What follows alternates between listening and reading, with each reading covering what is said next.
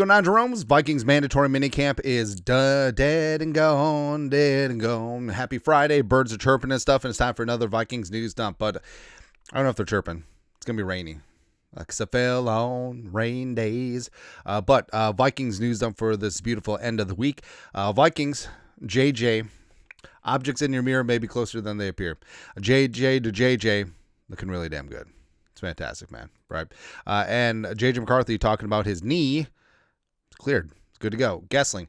Vikings QB JJ McCarthy said he received a full clearance from the team's medical staff after the Vikings player physicals at the start of mandatory minicamp.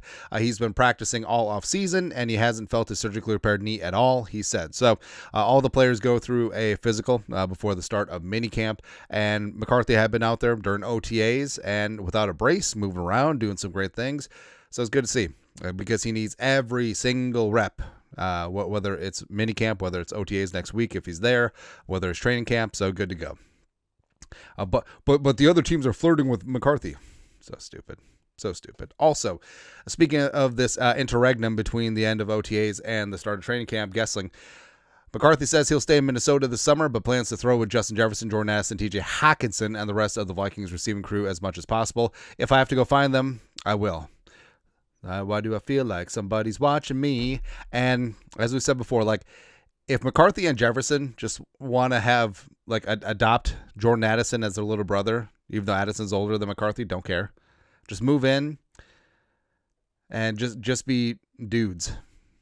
Just be dudes, just be roommates, just everyone stays out of trouble. It'd be great.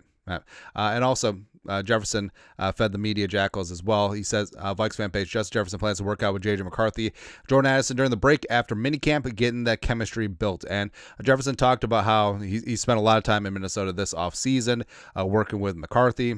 Take some time, let the body rest, but also ramp up for the start of training camp. So, I feel like that connection, that Jefferson from McCarthy, like that connection is going to feed families. And it's going to be glorious. Absolutely glorious. Also, Kevin O'Connell fed the media jackals too. Said some stuff and some things and some stuffs, but mainly hat model. Looking good. Also, Gessling, after receiving his 2 awards from the Pro Football Writers Association of America, Coach of the Year and the Horgan Award for his professionalism with the media, Kevin O'Connell opened his press conference honoring Jim Marshall, whom he called the greatest captain in the history of the NFL. And he's right. I mean, Marshall was rock solid. He was a leader. He played hurt. He was tough. He had high standards, and he expected that from his teammates. Right? It's a damn shame he's not in the Hall of Fame. He didn't get the respect when he was playing.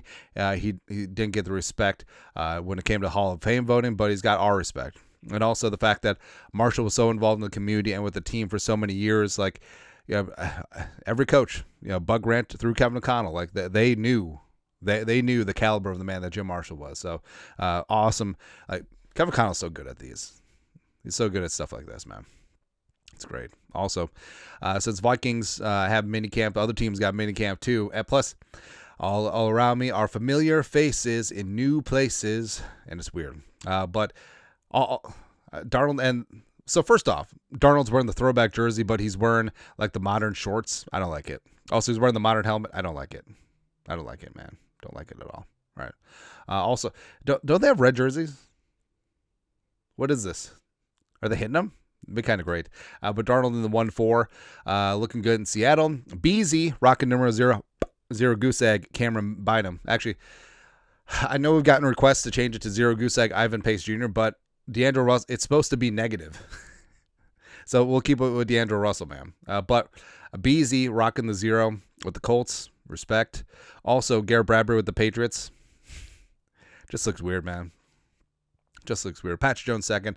PJ2, as well as DJ Wanham down in Carolina. Looking good.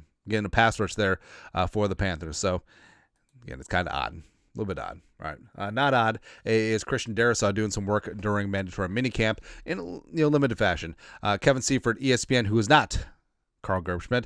Darasaw knee got some work Thursday at minicamp, same as Tuesday. Kevin O'Connell. This doesn't mean his timeline has necessarily changed. All I've told Christian is let's worry about that when it's time to worry about that. All right. And I think that's what's been really smart, where they're not rushing him back onto the field, but also they're building up confidence, getting a better look at that knee, see how it reacts to physical contact and work. It's good. Vikes fan page. The Vikings are pretty optimistic about the progress Christian Darasaw made from his ACL, MCL recovery. Gasly mentioned on KFan. Week 1 still seems a bit aggressive for his return, but Darasaw getting out there minicamp was a step in the right direction. So we'll see what happens in training camp. And I think that the Vikings did a good job, backfilling the swing tackle position. Justin School swapped in for the veteran Quisenberry, as well as you got Walter Rouse in that mix as well. So I think the Vikings will be fine if Darasaw's not ready to start the season. But either way, get him to 100%. And by 100%, I mean 100%, right? Let's not have another setback here. And the timeline is a timeline, right? But ideally, him back on that left side with Donovan Jackson, building up that confidence. It's going to be great. Speaking of confidence and chemistry, Byron Murphy Jr. Talking about his new running mate at cornerback, Isaiah Rodgers, Vikes fan page. Quote, "That's my best friend already. That's my dog. We already playing video games online, 2K, all those things." So chemistry is important. And Murph and Rodgers, could be your starting cornerbacks. I think ideally Mackay would be cornerback 3, maybe Nudie, maybe Kuda. But Murph and Rodgers, you paid Murph the big bucks to stay. You signed Rodgers as a coveted open market free agent, and now I think that they'll be one of the better cornerback duos in the NFL. I gotta ask, who is that? Is that Murph? Is that Rodgers and Murph? I can't tell. Or so I was looking at great cornerback duos, and for me, obviously Revis is up here, and Crow is a better athlete than Reva. Crow is a better athlete than most of the National Football League. He just wasn't dialed in at times. And also I think he has more kids than Adrian and Phillip Rivers. But that was a hell of a cornerback duo on those Rex Ryan and Mike Pettin defenses. Pettin knows what's up with that. What's up? Right. Also, so I know what's up. So nice kicks. Breaking, Adidas is releasing an Anthony Edwards AE1 football cleat in 2026. And we said Adidas has done a very good job marketing globally, Anthony Edwards, and also I think this will help too. Plus, NFL players love wearing basketball shoes. Like how many Jordan cleats are there out there? Tons.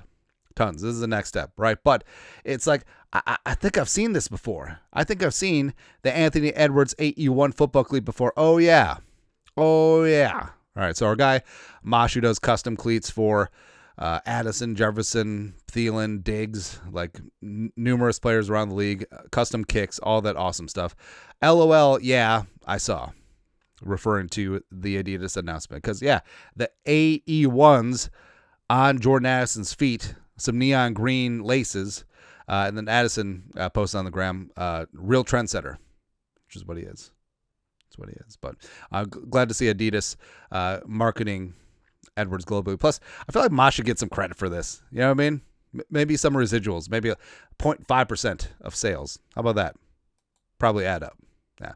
Lastly, so receiving yards per game leaders in NFL history, minimum 200 receptions. Jefferson is at 1 with 96.5. Now, what's awesome about this is that this is a living, breathing NFL record. Because right now, as of right now, Jefferson is the NFL record holder, right? And it's really weird to say that after 5 seasons, right? But he's at 96.5. Jamar Chase is at 2 with 87.5. Now, part of this is era. There's a lot more passing numbers this time in this era, but the fact that Jefferson has 9 full yards per game more than Chase, it's pretty damn amazing. Also, 10.4 yards per game more than Calvin Johnson, pretty damn insane. Right.